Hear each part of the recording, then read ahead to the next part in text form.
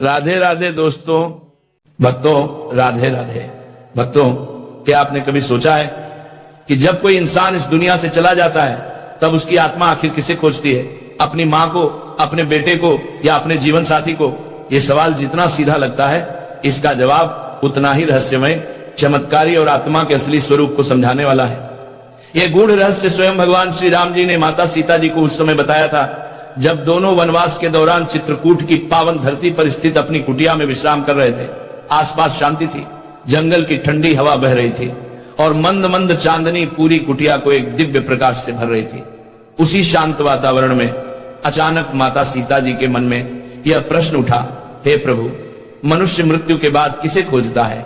क्या वह अपनी मां की ममता को ढूंढता है, अपने बेटे के प्रेम को या अपने जीवन साथी के स्नेह को? यह सुनकर भगवान श्री राम जी मुस्कुराए, लेकिन उनकी मुस्कान में गहरा संदेश छिपा था। वे बोले, हे देवी सीते, आपने ऐसा प्रश्न पूछकर केवल अपना नहीं बल्कि समस्त मानव जाति का कल्याण कर दिया है, क्योंकि यह प्रश्न आत्मा की उस अदृश्य यात्रा से जुड़ा हुआ है जिसे मनुष्य अपनी आंखों से देख नहीं पाता, परंतु उसकी सत्यता अपरिवर्तित रहती है। आज मैं आपको इस रहस्य का उत्तर एक ऐसी कथा के माध्यम से दूंगा जिसे यदि कोई मनुष्य आरंभ से अंत तक ध्यानपूर्वक सुन ले तो उसके पाप नष्ट हो जाते हैं, उसके मन का अंधकार मिट जाता है और उसे मोक्ष के द्वार तक पहुंचने का मार्ग मिल जाता है। लेकिन हे सीते, यदि कोई इस कथा को बीच से छोड़ देता है, उसे अधूरा सुनता है या मन लगाकर नहीं समझता, तो उस पर परमात्मा की कृपा पूर्ण रूप से नहीं होती, क्योंकि सत्य को आधा जानना अज्ञान से भी अधिक खतरनाक होता है। माता सीता जी बोली, हे प्रभु, मैं इस कथा को पूरी श्रद्धा से सुनूंगी और इसे संसार तक पहुंचाने का संकल्प भी लेती हूं, ताकि हर मनुष्य मृत्यु के बाद की यात्रा को समझ सके और धर्म के मार्ग पर चले। तब भगवान श्री राम जी एक दिव्य गंभीर स्वर में कथा आरंभ करते हुए बोले, हे देवी, मृत्यु का प्रश्न सरल नहीं है। यह केवल शरीर की समाप्ति नहीं बल्कि आत्मा की एक नई शुरुआत है। आपने पूछा कि आत्मा मरने के बाद किसे ढूंढती है, पर इसका उत्तर समझने के लिए पहले यह समझना आवश्यक है कि आत्मा मृत्यु के बाद किन किन अवस्थाओं से गुजरती है। हिंदू धर्म का पवित्र और दिव्य ग्रंथ गरुड़ पुराण उस अदृश्य यात्रा का विस्तृत वर्णन करता है जिसे कोई साधारण आंख नहीं देख सकती। इसमें बताया गया है कि मृत्यु के क्षण से लेकर अगले लोक तक जाने तक आत्मा किन किन पड़ावों से गुजरती है, किसे पुकारती है, किसे देखती है, किन बातों से डरती है, किन बातों से खुश होती है और किस चीज की तलाश करती है। श्री राम जी बोले, हे सीते, मनुष्य का शरीर भले ही धरती पर रह जाता है, लेकिन आत्मा की यात्रा तो उसके बाद शुरू होती है। आत्मा तुरंत अपने प्रियजनों को याद करती है, लेकिन किसे सबसे पहले खोजती है, यह बहुत बड़ा रहस्य है। यह रहस्य तभी समझ में आता है जब व्यक्ति गरुड़ पुराण के ज्ञान को दिल से स्वीकार करता है, क्योंकि मनुष्य सोचता है कि संबंध शरीर से जुड़े हैं, पर आत्मा का संबंध कर्मों और भावनाओं से होता है।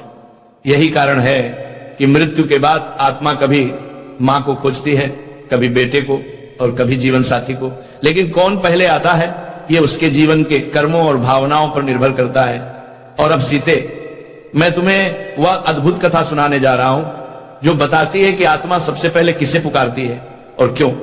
यह कथा जितनी पवित्र है उतनी ही जीवन बदल देने वाली भी है। भक्तों, गरुड़ पुराण के अनुसार आत्मा मरने के बाद कहां जाती है, किसे खोजती है और किन रहस्यमय अवस्थाओं अंशे होकर गुजरती है, यह सब कुछ मनुष्य के जीवन भर के कर्मों, उसके संस्कारों, उसकी इच्छाओं और मृत्यु के समय की मानसिक व आध्यात्मिक स्थिति पर निर्भर करता है। भगवान श्री राम जी माता सीता को समझाते हुए कहते हैं, हे देवी, आज मैं तुम्हें वह दिव्य रहस्य बताने जा रहा हूं जिसे सुनकर मनुष्य की मृत्यु का भय मिट जाता है और जीवन का अर्थ स्पष्ट हो जाता है। हे सीते, आत्मा की यात्रा शुरू होती है वहीं से जहां शरीर का अंत होता है। मृत्यु का क्षण जितना दुखद लगता है उतना ही गहरा आध्यात्मिक रहस्य उसमें छिपा होता है। जैसे जैसे जीवन की डोरी कमजोर होने लगती है, वैसे वैसे मनुष्य को सूक्ष्म संकेत मिलने शुरू हो जाते हैं। कभी ऐसा लगता है कोई अदृश्य शक्ति उसे पुकार रही है, कभी ऐसा लगता है जैसे कोई पुरखा, कोई पूर्वज, कोई दिव्य रूप सामने खड़ा है।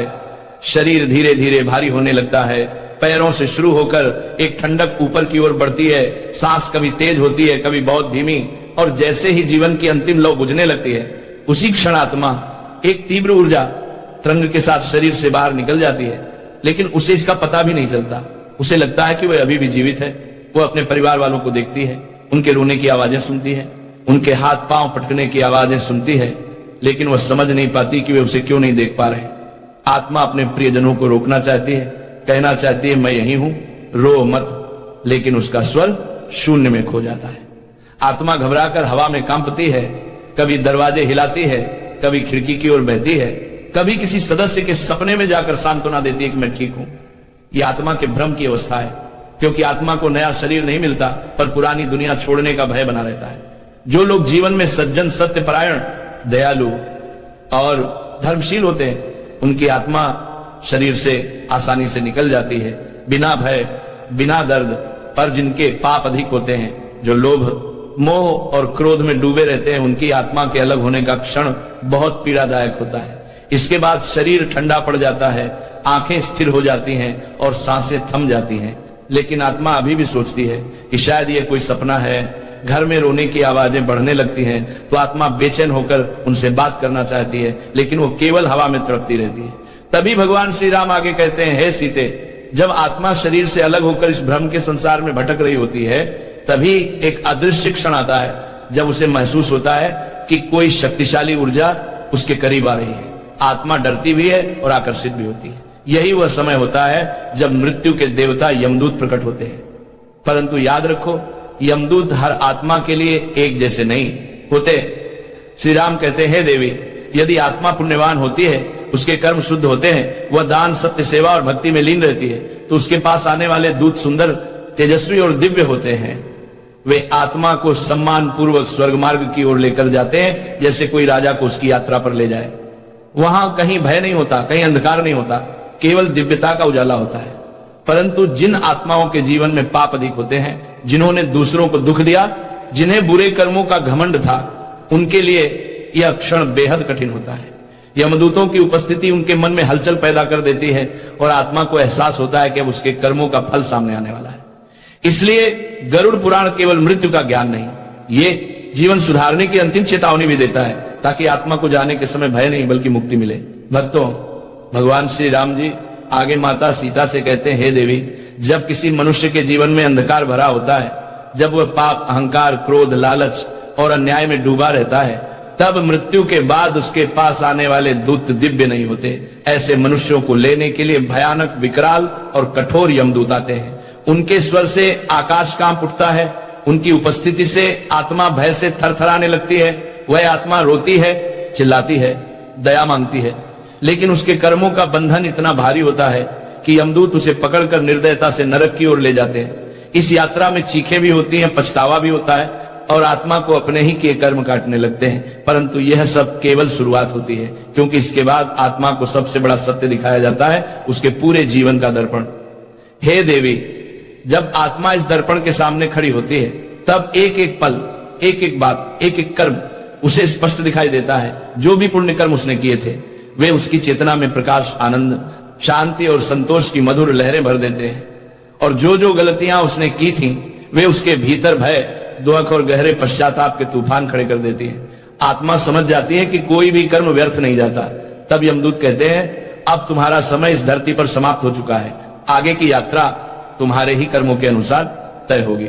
इसके बाद भगवान श्री राम जी कहते हैं, हे सीते, मृत्यु के तुरंत बाद आत्मा की यात्रा समाप्त नहीं हो जाती।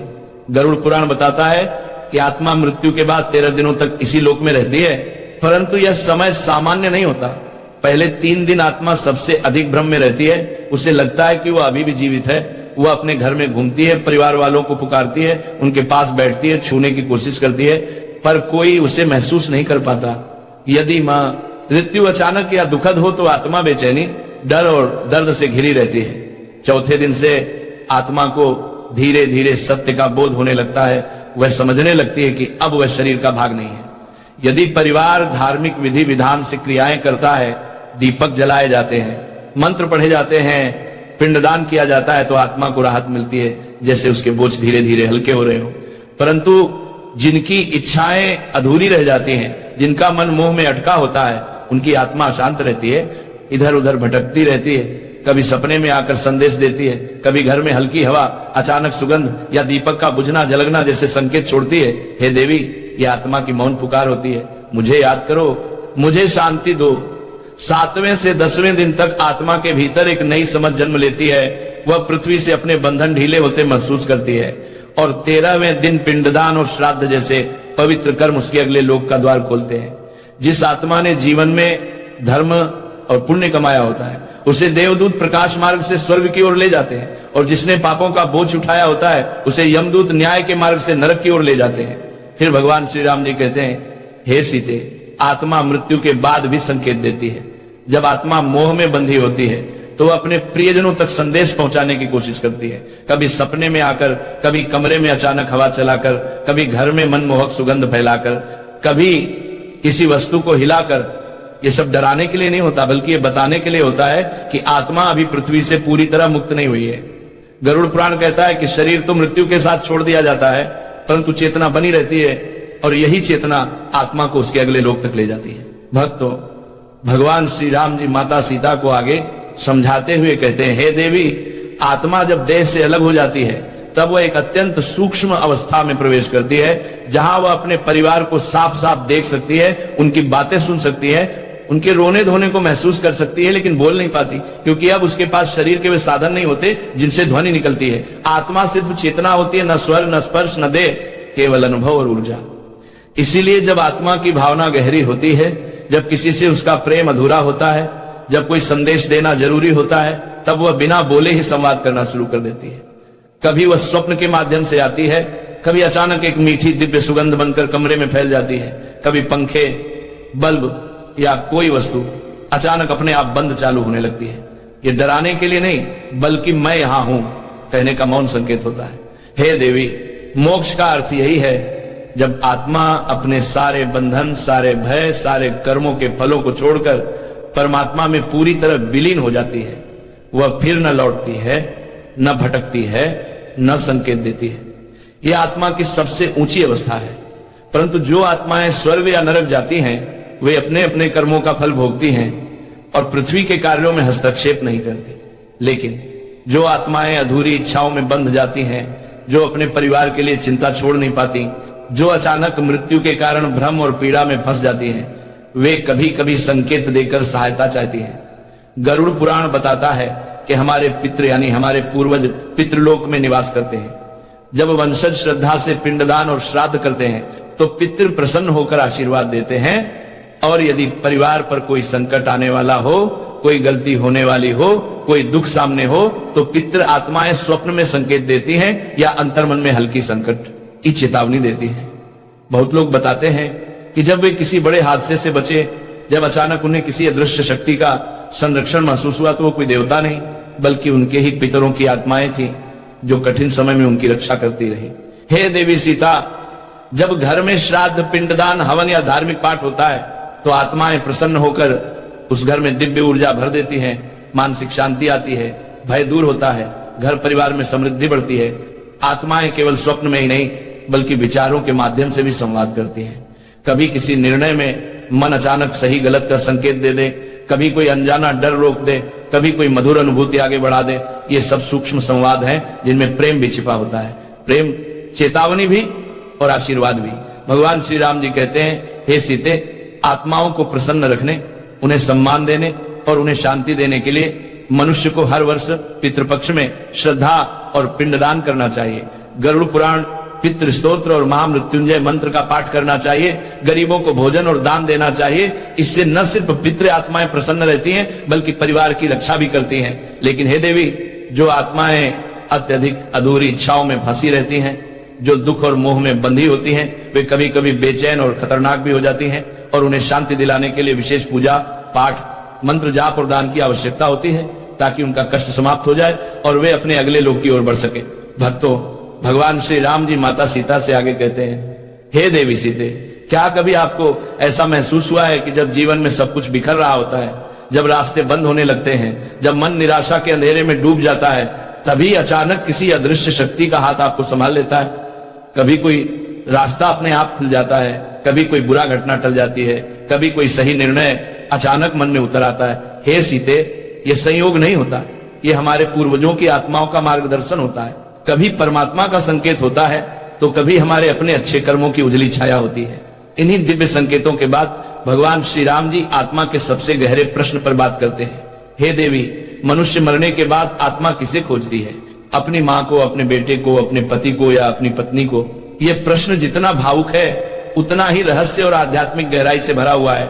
गरुड़ पुराण, ब्रह्म वैवर्त पुराण और कई संतों की वाणी में इसका उत्तर मिलता है। आत्मा शरीर छोड़ने के बाद सबसे पहले उसी संबंध को खोजती है जिसके साथ उसका सबसे गहरा मोह होता है। ध्यान रहे, यह मोह रिश्ते के नाम से नहीं बल्कि भावना की गहराई से जुड़ा होता है। यदि किसी व्यक्ति का अपनी मां से अत्यंत प्रेम था, अधूरा, गहरा, भावनात्मक, तो आत्मा सबसे पहले मां को ही खोजती है, चाहे मां जीवित हो या दिवंगत। यदि जीवन भर किसी संतान के प्रति चिंता, लगाव या अधूरी जिम्मेदारी रही हो तो आत्मा अपने बच्चे के आसपास भटकती है। कभी स्वप्न में आती है, कभी हवा के रूप में स्पर्श देती है, कभी घर में उपस्थिति का आभास कराती है। यदि पति पत्नी के बीच प्रेम अधूरा रह गया हो, अचानक मृत्यु ने उन्हें अलग कर दिया हो, तो आत्मा अपने प्रिय जीवन साथी को खोजती रहती है, उसकी पीड़ा को महसूस करती है, उसके दुख में साथ होती है। आत्मा न नाम से पहचानी जाती है, न रूप से। वह केवल भावनाओं, संस्कारों और अधूरी इच्छाओं की ऊर्जा होती है। जहां प्रेम गहरा होता है, जहां पीड़ा अधूरी होती है, जहां किसी बात का बंधन टूटता नहीं, आत्मा वहीं खींची चली जाती है। हे सीते, इसे एक उदाहरण से समझो। एक मां जो अपने छोटे बच्चे को दुनिया में छोड़कर चली गई, वो आत्मा बार बार उसके सपनों में आती है, उसकी रक्षा करती है, उसे संकेत देती है कि मैं यहीं हूं, चिंतित मत हो। एक पत्नी जो असमय मृत्यु से पति को छोड़कर चली गई, उसकी आत्मा पति की अकेलेपन की पीड़ा को महसूस करती है और कभी कभी उसे सांत्वना देने के लिए स्वप्न में प्रकट होती है। एक वृद्ध व्यक्ति जो जीवन भर मां की ममता तरसता रहा, उसकी आत्मा मृत्यु के बाद भी उसी ममता को खोजती है।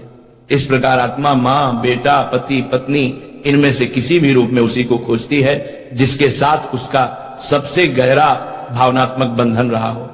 जहां प्रेम सच्चा होता है, जहां संबंध अधूरा होता है, जहां मन का दर्द दबा होता है, आत्मा वहीं खींची जाती है।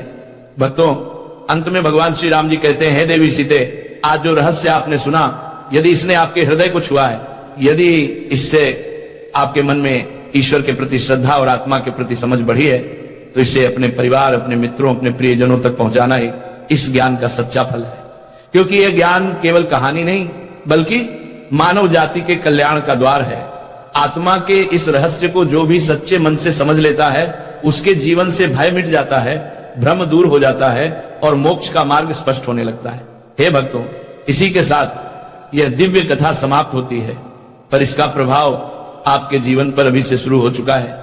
यह ज्ञान आपके भीतर प्रकाश जगाए, शांति दे और आपके मार्ग को आलोकित करे।